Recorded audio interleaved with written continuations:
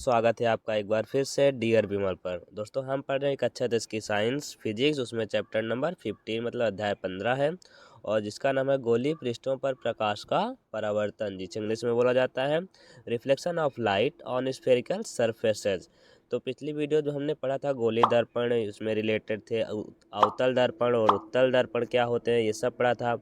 और गोलीय दर्पण संबंधित बहुत सी परिभाषाएं, जैसे दर्पण का ध्रुव क्या था, वक्रता त्रिज्या क्या था, मुख्य अक्ष क्या था, फोकस दूरी, ये सभी चीज़ें हमने डिटेल में सीखा था। अगर आपने नहीं देखा तो डिस्क्रिप्शन में लिंक है, वहाँ से जाइए और पहले पिछली वीडियो को ध्यान से देख लीजिए और समझ लीजिए सभी पॉइंट्स को। तो दोस्तों इस वीडियो में आगे बढ़ते हैं, उसमें हम पढ़ेंगे प्रतिबिंब की स्थिति निर्धारित करने के नियम कितने हैं। प्रतिबिंब की स्थिति निर्धारित करने के निम्नलिखित 3 नियम हैं, जिनमें से 2 नियम का ही प्रयोग किया जाता है। मतलब वैसे तो 3 नियम है, बट प्रतिबिंब की स्थिति निर्धारित करने के लिए इनमें से किन्हीं 2 नियमों का ही प्रयोग किया जाता है। कौन कौन से हैं? हमारा पहला नियम क्या है, देखिएगा।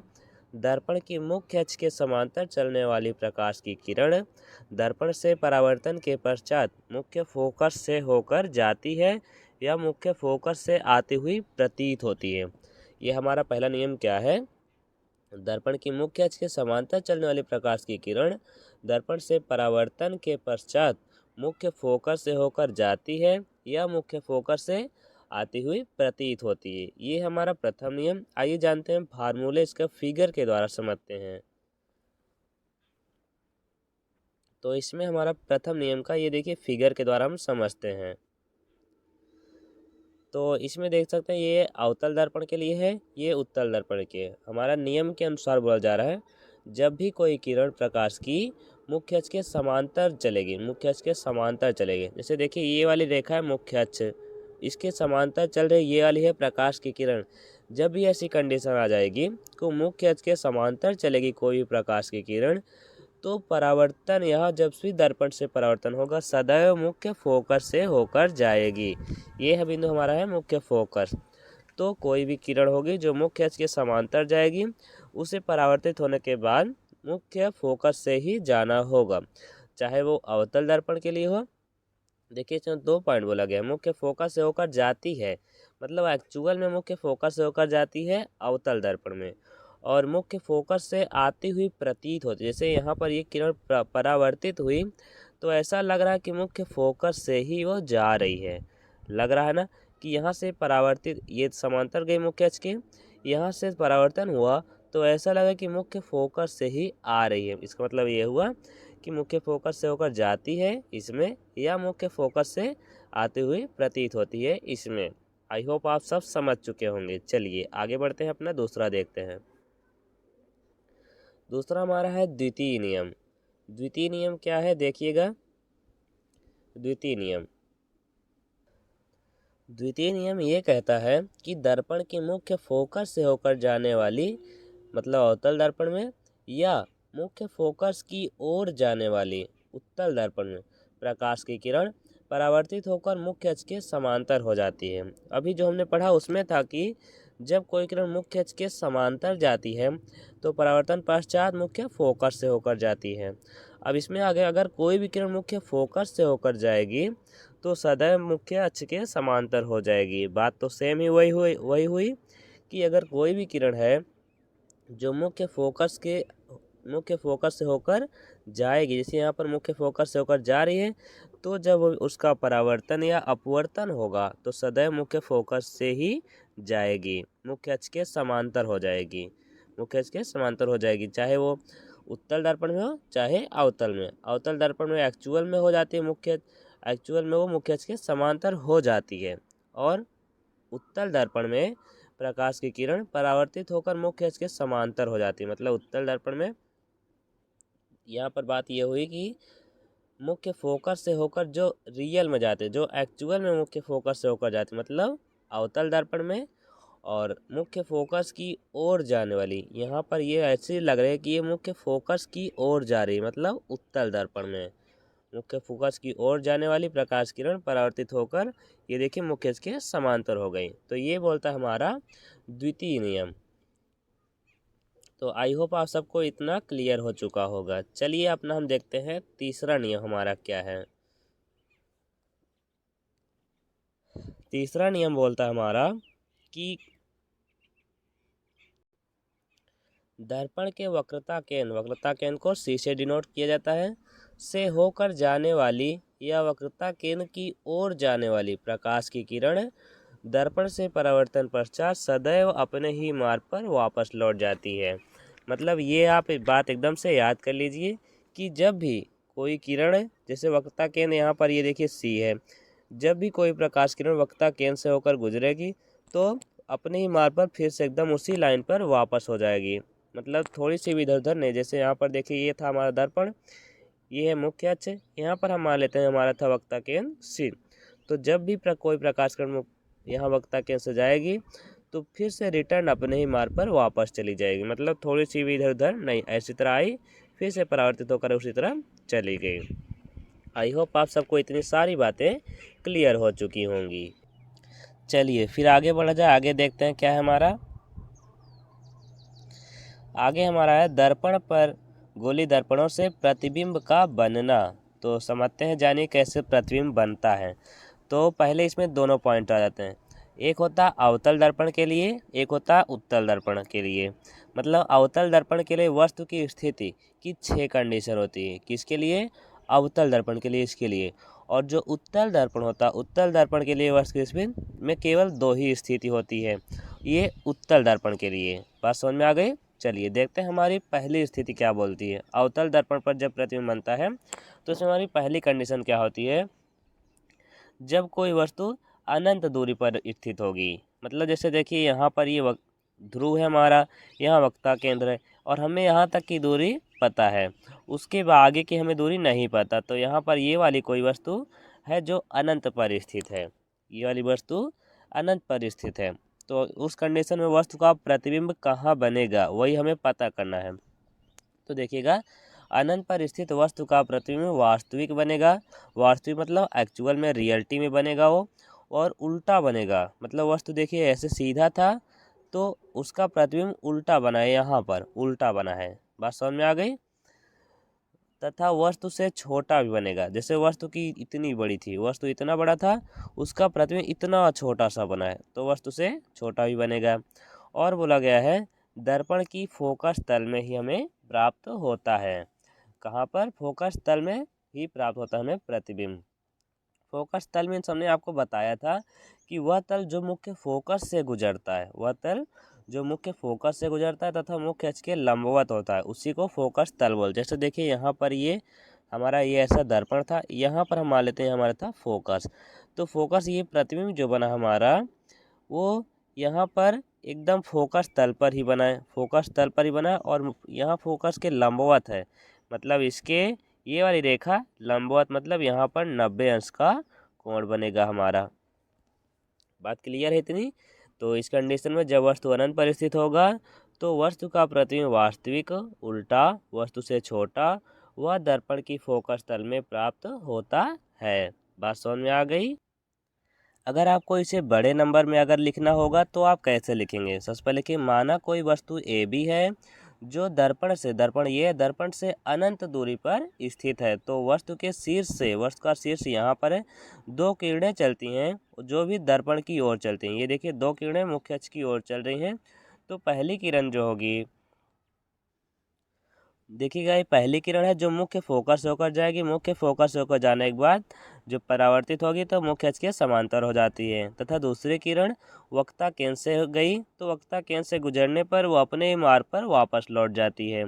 इस स्थिति में हम दोनों भी रेखाएं एक दूसरे को बिंदु ए डैश पर, यहाँ देखिए दोनों रेखाएं बिंदु ए डैश पर मिलती हैं और हमारा उल्टा और वास्तविक प्रतिबिंब क्या बनता है? ए डैश बी डैश। ये जो आप नीचे लाइन देख रहे हैं यही बनेगा हमारा प्रतिबिंब ए डैश बी डैश। तो चलिए फिर दूसरी स्थिति देखते हैं हमारी क्या है।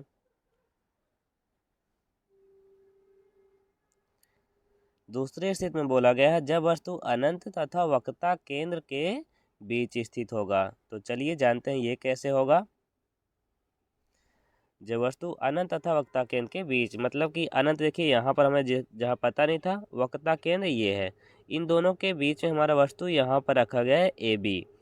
तो इसकी भी डिफिनीशन वैसे लिखनी है। तो जब वस्तु ए बी अनंत तथा वक्रता केंद्र के बीच में स्थित होता है या रखा जाता है, तो वस्तु के शीर्ष से दो किरणें दर्पण की ओर आपतित होती है। पहली किरण मुख्य अक्ष के समांतर जाती है, जो दर्पण से परावर्तन पश्चात मुख्य फोकस से होकर जाती है, तथा दूसरी किरण वक्रता केंद्र से होकर जाती है, जो परावर्तन पश्चात अपने मार्ग पर वापस लौट आती है। इस स्थिति में दोनों किरणें परस्पर एक दूसरे को बिंदु ए डैश यहाँ पर मिलती हैं और हमारा उल्टा और वास्तविक प्रतिबिंब ए डैश बी डैश प्राप्त होता है। बात समझ में आ गई? तो इसका मतलब क्या हुआ? अनंत तथा वक्रता केंद्र के बीच स्थित वस्तु का प्रतिबिंब वास्तविक होगा, उल्टा होगा। वस्तु से छोटा व दर्पण के वक्रता केंद्र तथा फोकस के बीच में ही प्राप्त होगा। इसका मतलब आप देख सकते हैं कि यहाँ पर ये था हमारा वक्रता केंद्र, जिसे सी से प्रदर्शित किया जाता है, और फोकस। तो हमारा प्रतिबिंब जो बना है इन दोनों के बीच में यहाँ पर ही बना है। तो बात समझ में आ गई। दूसरी कंडीशन ये थी जब वस्तु अनंत तथा वक्रता केंद्र के बीच स्थित होगा। चलिए तीसरी कंडीशन देखते हैं हमारी क्या थी। तीसरी कंडीशन है जब वस्तु वक्रता केंद्र पर स्थित होता है तो देखिएगा, जब वस्तु वक्रता केंद्र पर स्थित हो, इस स्थिति में देखिएगा वस्तु आपकी वक्रता केंद्र पर ही स्थित है, तो हम लिखेंगे कैसे? माना कोई वस्तु ए बी है जो वक्रता केंद्र पर स्थित है। इसके शीर्ष ए से दो किरणें परस्पर दर्पण की ओर आपतित होती हैं। पहली किरण मुख्य अक्ष के समांतर जाती है, जो परावर्तन पश्चात मुख्य फोकस से होकर जाती है, तथा दूसरी किरण मुख्य फोकस से होकर जाती है, वक्रता केंद्र से नहीं, मुख्य फोकस से होकर जाती है, जो परावर्तन पश्चात मुख्य अक्ष के समांतर हो जाती हैं। बात समझ में आ गई? पहली किरण देखिएगा मुख्य अक्ष के समांतर गई, जो परावर्तन पश्चात मुख्य फोकस से होकर चली गई, तथा दूसरी किरण जो थी वो मुख्य फोकस से ही गई, जो परावर्तन पश्चात मुख्य अक्ष के ये समांतर हो गई। बात समझ में आ गया? फिर उसके बाद हमें देखिएगा ये दोनों परावर्तित किरणें कहाँ पर मिलेंगी? यहाँ पर बिंदु ए डैश पर मिलती हैं, जो ठीक वक्रता केंद्र के नीचे है। इसका मतलब क्या हुआ? वक्रता केंद्र पर स्थित वस्तु का प्रतिबिंब वास्तविक बनेगा, उल्टा भी बनेगा और वस्तु के बराबर बनेगा। मतलब जितनी बड़ी देखिए वस्तु है उतना ही बड़ा हमारा प्रतिबिंब है, तथा दर्पण के वक्रता केंद्र पर ही प्राप्त होता है। तो बात समझ में आ गई। ये थी हमारी तीसरी कंडीशन। चलिए देखते हैं चौथी कंडीशन क्या है। चौथी कंडीशन बोला गया है जब वस्तु वक्रता केंद्र तथा मुख्य फोकस के बीच में स्थित होगी। जब वस्तु वक्रता केंद्र तथा मुख्य फोकस के बीच स्थित हो, तो इस कंडीशन में जब वस्तु हम लिखेंगे कैसे? माना कोई वस्तु ए बी है जो मुख्य फोकस तथा वक्रता केंद्र सी के मध्य में रखी गई है। वस्तु के शीर्ष ए से दो किरणें दर्पण की ओर आपतित होती हैं। पहली किरण मुख्य अक्ष के समांतर जाती है, जो परावर्तन के पश्चात मुख्य फोकस से होकर जाती है, तथा दूसरी किरण मुख्य फोकस से ही होकर जाती है, जो दर्पण से परावर्तन पश्चात मुख्य अक्ष के समांतर हो जाती है। और ये दोनों परावर्तित किरणें बिंदु ए डैश बी डैश पर मिलती हैं और हमारा वास्तविक और उल्टा प्रतिबिंब ए डैश बी डैश प्राप्त होता है। बात समझ में आ गई? तो देखिएगा इस हम लिखेंगे कैसे? इसका वक्रता केंद्र तथा मुख्य फोकस के बीच स्थित वस्तु का प्रतिबिंब वास्तविक होगा, उल्टा होगा और वस्तु से बड़ा बनेगा। देखिए वस्तु छोटा था इतना बड़ा और प्रतिबिंब हमारा इतना बड़ा बना है, मतलब वस्तु से बड़ा बनेगा। और दर्पण की वक्रता केंद्र ये था और अनंत के बीच प्राप्त होता है। अनंत ये था हमारे पता नहीं अनंत, और वक्रता केंद्र के बीच में हमारा प्रतिबिंब बनेगा। किस कंडीशन में? जब वस्तु वक्रता केंद्र तथा मुख्य फोकस के बीच में स्थित होगी। बात समझ में आ गई? चलिए अगली कंडीशन देखते हैं हमारी क्या है। अगली कंडीशन बोल जा रहा है जब वस्तु मुख्य फोकस पर स्थित होगी। तो देखिएगा ध्यान से, ये भी जब वस्तु मुख्य फोकस पर स्थित हो, तो उस कंडीशन में देखिएगा मुख्य फोकस पर स्थित वस्तु का प्रतिबिंब वास्तविक बनेगा, उल्टा वस्तु से बहुत बड़ा बनेगा, वह अनंत पर बनता है। इसका मतलब ये हुआ कि देखिए जब कोई वस्तु ए बी मुख्य फोकस पर स्थित होती है तो वस्तु के शीर्ष से दो किरणें दर्पण की ओर आपतित होती हैं। पहली किरण जो जाएगी मुख्य अक्ष के समांतर जाएगी, तो जो किरण मुख्य अक्ष के समांतर जाती है वो सदैव परावर्तन पश्चात मुख्य फोकस से होकर जाती है। तथा दूसरी किरण को अगर हम पीछे बढ़ाते हैं यहाँ पर है वक्ता केंद्र। अगर वक्ता केंद्र से जो भी किरण जाती है तो वो सदैव परावर्तन पश्चात अपने ही मार्ग पर वापस लौट आती है। समझ में आया? वो अगर हम इसकी यहाँ से वस्तु के शीर्ष से इस रेखा को पीछे की ओर बढ़ाते हैं तो ये सदैव अपने वक्ता केंद्र से गुजरेगी, तो वक्ता केंद्र से जाने वाली किरण अपने मार्ग पर वापस लौट आती है। इस कंडीशन में आप देख सकते हैं हमारा दोनों यहाँ पर रेखा भी मिल नहीं रही, तो इसका मतलब कि इसका प्रतिबिंब कहाँ पर बनेगा? अनंत पर बनेगा, राइट। और वस्तु देखिए इतना है तो वस्तु से बहुत बड़ा बनेगा इसका प्रतिबिंब। तो इसका मतलब क्या हुआ इस कंडीशन में? जब वस्तु मुख्य फोकस पर स्थित होगी तो मुख्य फोकस पर स्थित वस्तु का प्रतिबिंब वास्तविक होगा, उल्टा होगा, वस्तु से बहुत बड़ा होगा और कहाँ पर प्राप्त होगा? अनंत पर प्राप्त होगा। बात समझ में आ गई? चलिए अपनी हम लास्ट कंडीशन देखते हैं। हमारी छठवीं कंडीशन क्या है? छठवीं कंडीशन बोला जा रहा है जब वस्तु मुख्य फोकस तथा ध्रुव के बीच में स्थित होगी। जब वस्तु मुख्य फोकस तथा ध्रुव के बीच स्थित हो तब देखिए क्या होगा। देखिएगा ध्यान से, जब मुख्य फोकस तथा ध्रुव के बीच स्थित वस्तु का प्रतिबिंब आभासी सीधा वस्तु से बड़ा हुआ दर्पण के पीछे बनता है। कैसे? चलिए जानते हैं। हम लिखेंगे कैसे? माना कोई वस्तु ए बी है जो मुख्य फोकस तथा ध्रुव के बीच में रखी गई है, तो वस्तु के शीर्ष से दो किरणें दर्पण की ओर आपतित होती हैं। वस्तु के शीर्ष से पहली किरण जो मुख्य अक्ष के समांतर जाती है वो मुख्य फोकस से होकर गुजर जाती है, तथा दूसरी किरण जो होती है वो दर्पण के अभिलंबवत, जैसे यहाँ पर ये दर्पण बना हुआ है तो यहाँ से अभिलंबवत जा रही, मतलब यहाँ इसके बीच में 90 डिग्री का कोण बनेगा। बात समझ में आ गई? दूसरी किरण जो होगी वो दर्पण के अभिलंबवत जाती है। जो वक्ता, अगर उस किरण को हम पीछे बढ़ाते हैं तो वक्ता केंद्र से होकर गुजरती है और वक्ता केंद्र से गुजरने वाली किरण सदैव अपने मार्ग से वापस लौट जाती है। और ये दोनों जो हमारी परावर्तित किरणें हैं ये दोनों आपस में कभी भी नहीं मिलेंगी। अगर कभी भी ये मिलेंगी नहीं तो इसका प्रतिबिंब बनेगा नहीं। तो लेकिन अगर हम इन किरणों को आगे की ओर बढ़ाते हैं, जैसे यहाँ पर देखिएगा, ध्यान से पहले रुकिए, इसे इरेज कर लेते हैं। देखिएगा ये वाली किरण यहाँ पर जो यहाँ से हमारी परावर्तित पीछे की साइड हुई, अगर हम इसी किरण को आगे बढ़ाते हैं, जैसे यहाँ पर ये बढ़ाया गया है और यहाँ पर यहाँ से परावर्तित हुई थी पीछे की ओर, इस किरण को अगर हम आगे की ओर बढ़ाते हैं, दोनों को आगे अगर हम किरणों को बढ़ाएंगे तो बिंदु ए डैश पर मिल जाएंगी। यहाँ पर ये बना हुआ है, बिंदु ए डैश पर दोनों किरणें मिल जाएंगी जिससे हम आभासी प्रतिबिंब प्राप्त कर सकते हैं। तो इसका मतलब क्या हुआ? मुख्य फोकस तथा ध्रुव के बीच स्थित वस्तु का प्रतिबिंब क्या होगा? आभासी होगा। आभासी होगा और वस्तु जैसे देखिए सीधा रखा गया तो उसका प्रतिबिंब भी सीधा ही बनेगा और वस्तु से बड़ा बनेगा, मतलब वस्तु छोटा था उसका प्रतिबिंब देखिए यहाँ इससे बड़ा ही बनेगा और दर्पण के पीछे बनेगा। दर्पण यहाँ था, दर्पण के दूसरी साइड बन रहा है हमारा प्रतिबिंब। तो ये इतनी थी हमारी अवतल दर्पण द्वारा प्रतिबिंब का बनना। उसके बाद उत्तल दर्पण द्वारा प्रतिबिंब कैसे बनता है ये आ जाता है, लेकिन उससे पहले हम जान लेते हैं इसके उपयोग क्या हैं। तो आइए जानते हैं।